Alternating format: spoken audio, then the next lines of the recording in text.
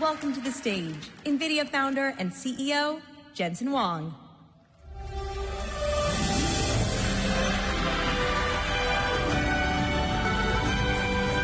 Welcome to GTC!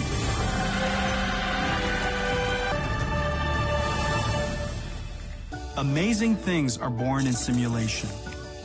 Today, we're introducing Nvidia Isaac GR00T N1. GR00T N1 is a generalist foundation model for humanoid robots. GR00T N1 features a dual system architecture for thinking fast and slow, inspired by principles of human cognitive processing. The slow thinking system lets the robot perceive and reason about its environment and instructions, and plan the right actions to take.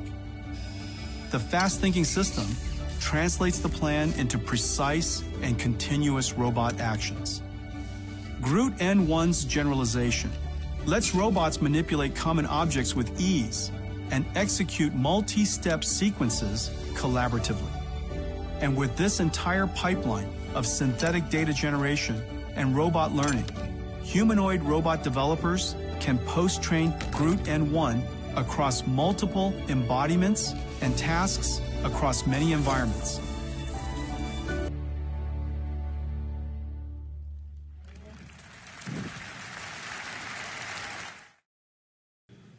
I told you the progress of our robotics has been making enormous progress.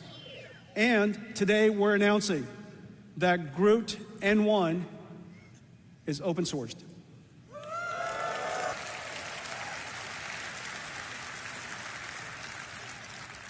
And so today we're announcing something really, really special. It is a partnership of 3 companies: DeepMind, Disney Research, and Nvidia, and we call it Newton.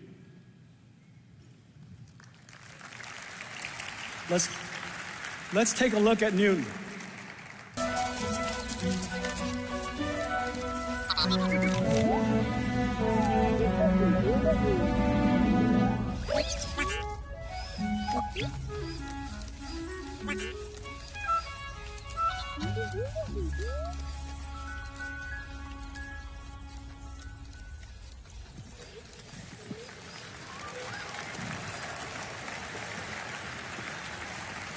Tell me that wasn't amazing.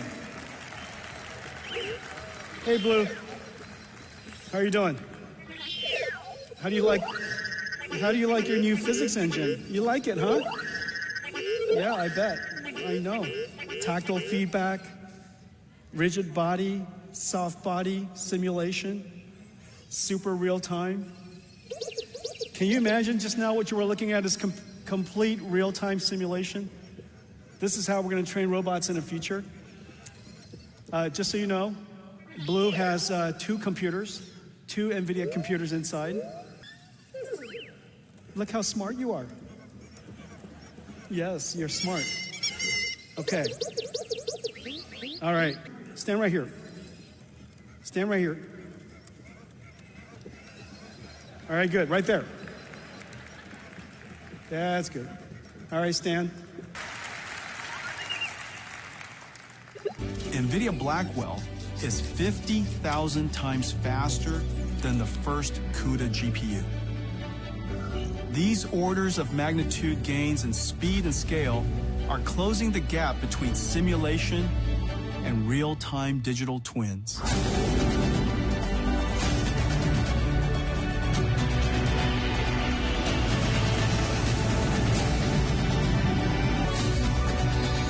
And for you, this is still just the beginning. We can't wait to see what you do next. Well, let's talk about data centers. Blackwell is in full production, and this is what it looks like. It's an incredible, incredible, for people, for us, this is a sight of beauty. Would you agree? This is, how is this not beautiful? How is this not beautiful? Well, this is a big deal because we made a fundamental transition in computer architecture. We essentially wanted to build this chip. It's just that no reticle limits can do this, no process technology can do this. It's 130 trillion transistors, 20 trillion of it is used for computing. So it's not like you can't reasonably build this anytime soon. And so the way to solve this problem is to disaggregate it, as I've described, into the Grace Blackwell NVLink 72 rack. But as a result, we have done the ultimate scale-up. This is the most extreme scale-up the world has ever done. The amount of computation that's possible here, the memory bandwidth, 570 terabytes per second. Everything in this machine is now in T's. Everything's a trillion. And this is what, the goal is to build these next generation computers for next generation workloads. And so here's an example of a reasoning model. And in a reasoning model, Blackwell is 40 times the performance of Hopper. Straight up. Pretty amazing.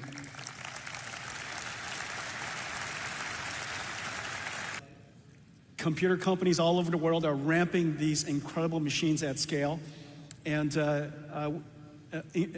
I'm just so pleased and so grateful that all of you worked hard on transitioning into this new architecture. And now, in the second half of this year, we'll easily transition into the upgrade. So we have the Blackwell Ultra NVLink 72. It's 1.5 times more flops. It's got a new instruction for attention. It's 1.5 times more memory. All that memory is useful for things like KV cache. It's 2 times more bandwidth, okay, for networking bandwidth.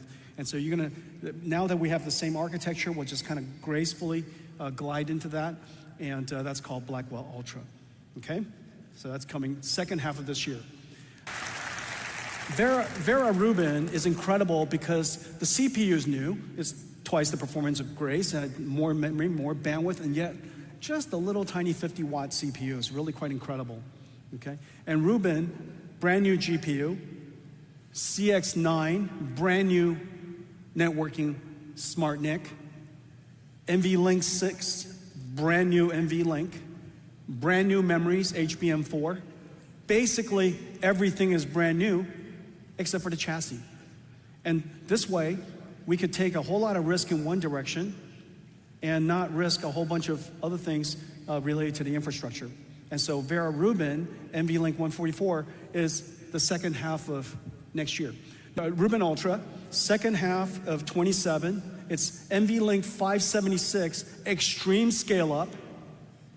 Each rack is 600 kilowatts, 2.5 million parts, okay? And obviously a whole lot of GPUs. And everything is X factored more. So 14 times more flops, 15 exaflops. Instead of 1 exaflop, as I mentioned earlier, is now 15 exaflops. Let's talk about robots. I'm super excited to announce that GM has selected Nvidia to partner with them to build their future self-driving car fleet.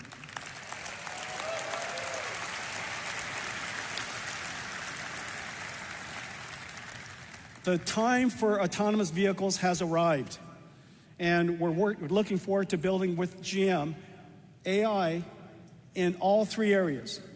AI for manufacturing, so they can revolutionize the way they manufacture.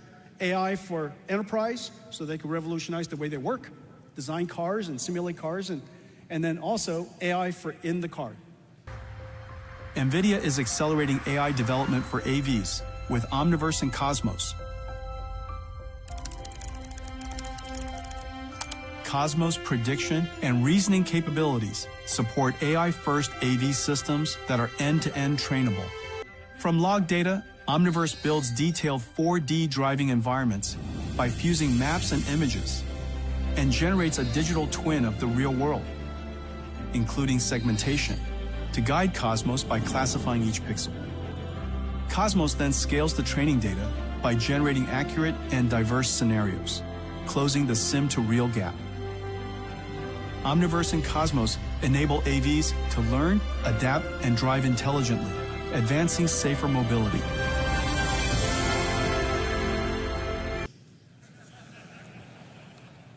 Okay, so this is called DGX Station. DGX Spark and DGX Station are going to be available by all of the OEMs. HP, Dell, Lenovo, Asus. It's going to be manufactured for data scientists and researchers all over the world. This is the computer of the age of AI. This is what computers should look like. And this is what computers will run in the future. And we have a whole lineup for enterprise now, from little tiny one to workstation ones, the server ones to supercomputer ones, and these will be available by all of our partners.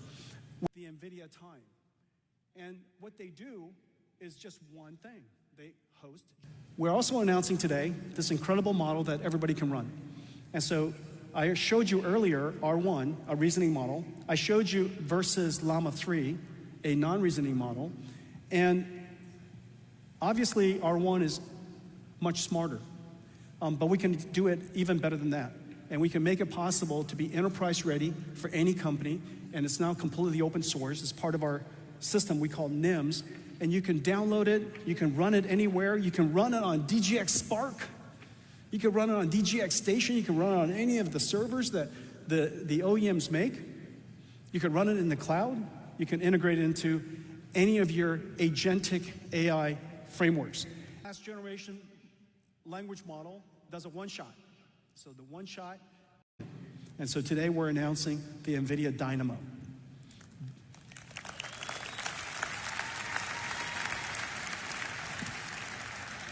Nvidia Dynamo does all that. It is essentially the operating system of an AI factory.